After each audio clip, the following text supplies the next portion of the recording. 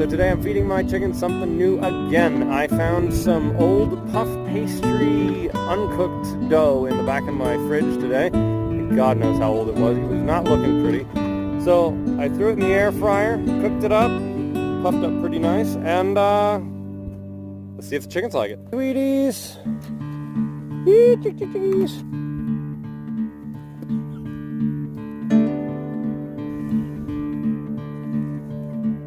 Babies are sort of figuring it out, but they are not the wisest group yet. So I've got some more to give to the adults.